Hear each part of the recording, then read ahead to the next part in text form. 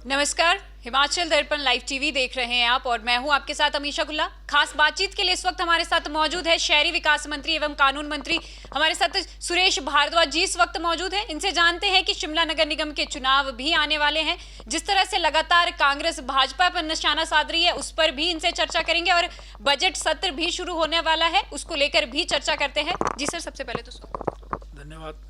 जी sir, सबसे पहले तो मेरा सवाल रहेगा, जिस तरह से सभी जानते हैं 23 फरवरी से बजट सत्र शुरू होने जा रहा है। इस बार का बजट खास रहने वाला है जिसको लेकर अब कांग्रेस भी निशाना साधना शुरू कर चुकी है। कांग्रेस कमेटी के प्रदेश अध्यक्ष कुलदीप सिंह राठौर द्वारा ये कहा जा रहा है कि ये जो बजट होना है केवल लुभावना होना है, चुनावी वर्ष का बजट सत्र है, तो कुछ खास इसमें जनता को नहीं मिलेगा। किस तरह से? कुलदीप राठौर जी को जो है वो बजट प्रिपरेशन में किसने लगाया है?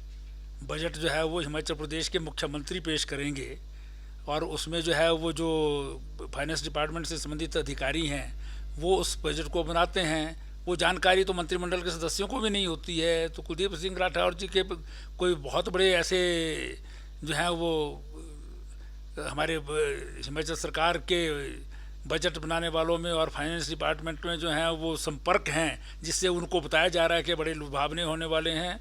तो ये मुझे लगता है कि अपोजिशन कैसे होनी चाहिए कांग्रेस के लोगों को जो है वो भी नहीं आता है और ये जो है वो केवल मात्र मीडिया में बने रहने के लिए कुछ ना कुछ बात बोलनी है, इसलिए वो बोलते हैं। जी सर, जिस तरह से अगर हम बात करें नगर निगम चुनाव भी आने वाले हैं, जहां एक तरफ कांग्रेस की अगर बात करें तो कांग्रेस अब लगातार इसको लेकर मंथन करना शुरू कर चुकी है। भाजपा किस तरह से तैयार है? कांग्रेस को जो है वो मंथन करने की आवश्यकता है क्योंकि हिंदुस्तान कांग्रेस मुक्त हो रहा है और हिमाचल प्रदेश में भी कांग्रेस की लीडरशिप और उनकी जो है वो पॉलिसी जो है वो कहीं देखने को कुछ मिलती नहीं है। तो इसलिए वो मंथन करें और मंथन ही करते रहें।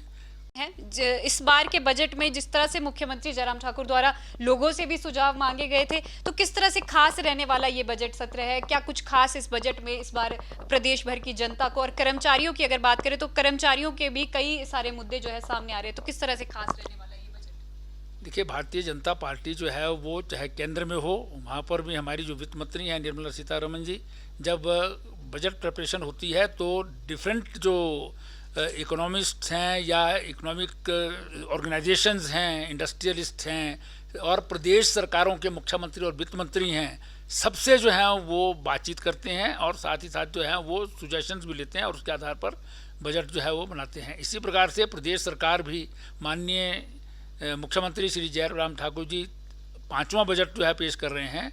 यही कारण है कि कोविड के कार्यकाल में जो है वो हिमाचल प्रदेश सरकार ने कोई भी विकास कार्य कंस्ट्रक्शन वर्क जो है वो बंद नहीं किया। बजट से पूर्व ही हमारे राज्यत्व के जो है वो 50 वर्ष पूरे हुए हैं, गोल्डन जुबली मनाई गई है। उसके अवसर पर जो है वो माननीय मुख्यमंत्री जी ने आम गरीब जनों को जो है वो 60 यूनिट बिजली मुफ्त कर दी है। इस तरह से विपक्ष नेता विपक्ष मुकेश अग्निहोत्री की अगर हम बात करें तो लगातार सरकार को घेरते हुए वे कहते हैं कि भाजपा सरकार के कार्यकाल में महंगाई बढ़ी है, महंगाई और बेरोजगारी का दर बढ़ा है। किस तरह से आप इसको? विपक्ष के नेता जो हैं वो उनके पास मुद्दे हैं नहीं।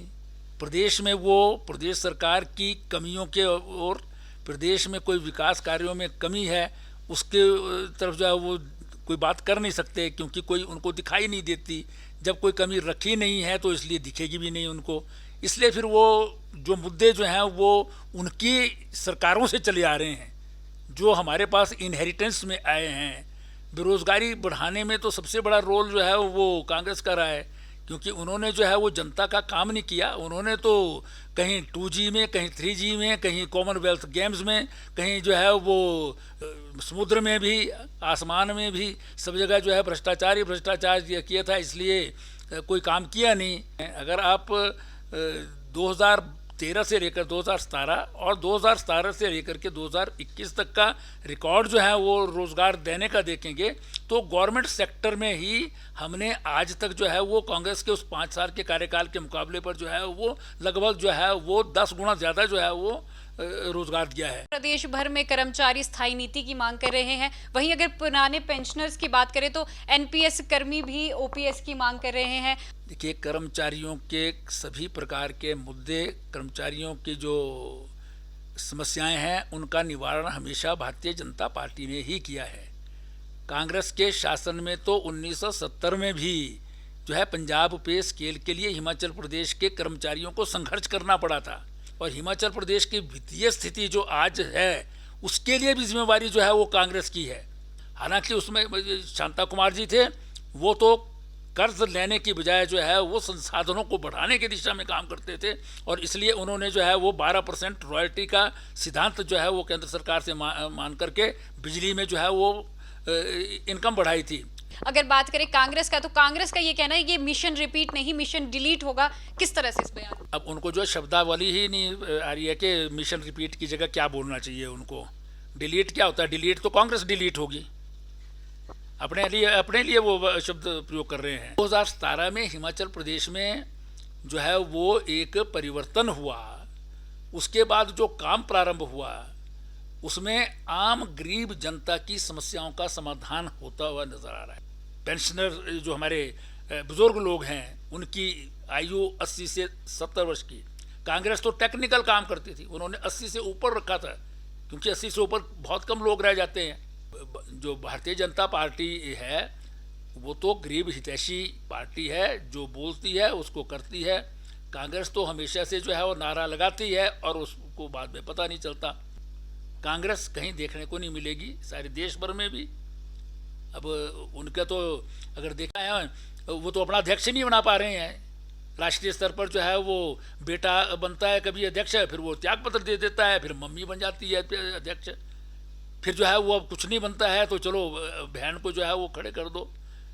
और वो पंजाब में जो है वो बोलती हैं बिहारी बाहर जाओ, कोई यूपी वाले बाहर जाओ, और यूपी में जो है वो नेता बनी है, उनकी बेटी बन नेता ही नहीं रहा है, अब कोई पॉलिसी नहीं रही है, तो वो कांग्रेस का कोई भविष्य नहीं है और हिमाचल में भी नहीं। इस तरह से सामान्य वर्ग की आयोग गठन की बात इस बजट सत्र के लिए कही गई थी। और वहीं जो है अब जिस तरह से धर्मांतरण की अगर हम बात करें तो अभी लावण्या मामला जो तमिलनाडु में सामने आया था, उसकी तर्ज पर हिंदू जागरण मंच द्वारा भी ये कहा जा रहा है कि क्या हिमाचल प्रदेश इस विषय को लेकर गंभीर है? हिमाचल प्रदेश जो है वो सबसे पहला प्रदेश है जहां पर धर्मांतरण के बारे में कानून बना है, और इसके लिए जो है वो वीरभद्र सिंह जी भी क्रेडिट के पात्र हैं। पहला जो कानून बना था उनकी सरकार के समय बना था। हालांकि वो आज की परिस्थितियों में बहुत कमज़ोर था, इसलिए भारतीय जनता पार्टी ने नया कानून जो है उसको उसमें जो है शामिल करते हुए जो है वो नया धर्मांतरण का कानून ठाकुर जयराम जी की सरकार ने जो है वो लाया है। 40 वर्षों बाद शिमला को डेवलपमेंट प्लान मिला है, तो किस तरह से महत्वपूर्ण ये शिमला वासियों के लिए रहने वाला है? भारतीय जनता पार्टी की सरकार, और जब यहाँ पर नगर निगम में भारतीय जनता पार्टी के पार्षद और मेयर चुनकर के आए, तो उसके बाद जो है वो विकास कार्य जो है वो लगातार आगे बढ़ते रहे। केंद्रीय सरकार के द्वारा जो है वो जवाहरलाल नेहरू रिन्यूअल मिशन एक आया था, जिसमें शिमला शामिल था, लेकिन शिमला की कांग्रेस समर्थित नगर निगम और सरकार उसमें एक पैसे का काम नहीं कर पाई। स्मार्ट सिटी में जो है वो 3rd राउंड में शिमला आया, और उसके बाद शिमला में जो है वो किन्हीं कारणों से पहले 1-2 साल काम नहीं हो पाया, लेकिन अब लगातार जो है वो यहाँ पर पूरी तीव्र गति के साथ जो है वो काम हो रहा है। चाहे शिमला की वाइडनिंग है, जो सारे जो है वो इतिहास को अगर देख रहे हैं तो आज तक जब से शिमला बना है पहली बार हो रही। अनेकों सरकारें आई और गई, लेकिन 40 वर्ष तक शिमला इंटरिम प्लान पर काम करता रहा। सवाल करना चाहूंगी आपसे, जिस तरह से बीते दिन की अगर हम बात करें तो विक्रमादित्य द्वारा आपको जवाब देते हुए कहा गया है कि जुब्बल कोटखाई में जो हार का सामना भाजपा सरकार को करना पड़ा है, उसका कारण भी आपको उन्होंने बताया है। किस तरह से देखते सर? विक्रमादित्य के सवालों का जवाब मैं नहीं देता हूँ, क्योंकि अभी वो शायद वो अपने आप को समझ रहे हैं कि भी वो जैसे राजा बन गए हैं वैसे मुख्यमंत्री भी हो जाएंगे, तो वो जो भी चाहें कहना वो बोल सकते हैं। मुझे उनके सवालों का जवाब नहीं देना है। जो सवाल हम करते हैं उसका जवाब दें ना वो। चुनाव बहुत ही महत्वपूर्ण माने जा रहे हैं, क्योंकि सत्ता का सेमीफाइनल भी हम एक तरह से इसे कह सकते हैं, क्योंकि आने वाले समय में साल के अंत में जो है विधानसभा के चुनाव भी होने हैं। किस तरह की तैयारियां भाजपा सरकार की है? देखिए, हिमाचल प्रदेश में जनता देख रही है। वैसे हिमाचल प्रदेश में जनता ने बहुत काम प्रदेश सरकार ने काम किए हैं। ठाकुर जयराम जी की नेतृत्व में प्रदेश की सरकार के पहले मंत्रिमंडल की पहली बैठक का निर्णय हिमाचल प्रदेश के बुजुर्गों के पक्ष में, गरीब जनता के पक्ष में था। विकास की दृष्टि से आज तक के इतिहास में हिमाचल की सड़कें देख लो आप, या छोटे छोटे एम्बुलेंस रोड देख लो आप, और प्रदेश के सब कोनों में जो है वो काम हुआ है। जहां हिमाचल प्रदेश में वेंटिलेटर शायद 21-22 थे, आज उस हिमाचल प्रदेश में 1100 से अधिक वेंटिलेटर हैं। जी सर, जिस तरह से हिमाचल प्रदेश में बीते दिनों सोशल मीडिया पर 4 जिलों को लेकर बात उठी थी, किस तरह से आप इस विषय को देखते हैं? ये आज की मांग नहीं है, बहुत अरसे से चली आ रही है। कभी एडीसी बैठ जाते हैं कई स्थानों पर, तो ये मांग जो है चलती रही है। जब ये मंत्रिमंडल के सम्मुख आएगी तब सब अपने विचार रखेंगे।